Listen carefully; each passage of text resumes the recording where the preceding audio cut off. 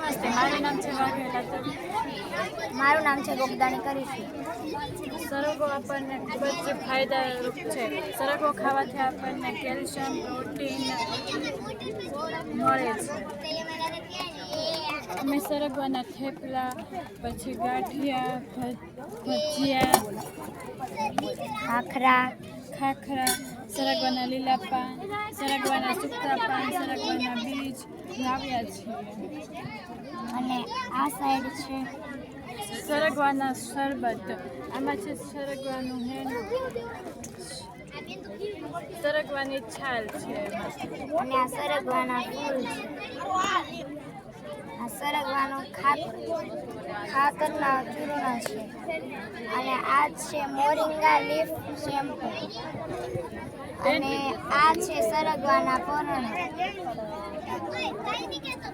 અને આ છે મોરિંગા લીફ વોટર. તેના ફાયદા ખૂબ જ સારી રીતે થાય છે. આપણા નરેન્દ્રભાઈ મોદી પણ સરગવો બાફી અને તેને સૂપ બનાવીને પીવે છે. તેથી શરીરને તંદુરસ્તી મળે છે અને હાડકાંઓને મજબૂત બનાવે છે. આ છે મોરિંગા બહુએટિક મશીન, જેનાથી આપણે તેને ક્રશ કરી શકીએ છીએ. તેનાથી તે ક્રશ થઈ શકે છે. આ મશીનમાં જે ફેક્ટરી હોય છે તેમાં આપણને જે ઓલું ભરાઈ જાય છે, તો અહીંયાથી સાયરન વાગે છે. સાયરન વાગે એટલે ખબર પડી જાય છે કે સાયરન વાગ્યું, ફેક્ટરી ભરાઈ ગઈ છે.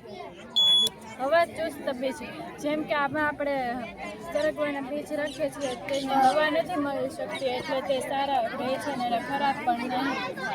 અને આ છે ઘરેણાં. આ છે બુટ્ટી, આ છે બંગડી, અને આ છે માળા, અને આ છે પણ માળા બીજની.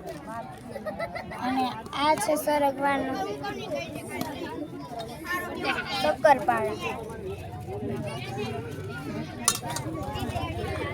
આ ફેક્ટરી છે જેમાં આપણે તેમનો પાવડર પણ રાખી શકીએ છીએ, તેથી ખરાબ થઈ શકતો નથી અને દુકાનમાં વેચવામાં પણ સરળતાથી મળી શકે છે.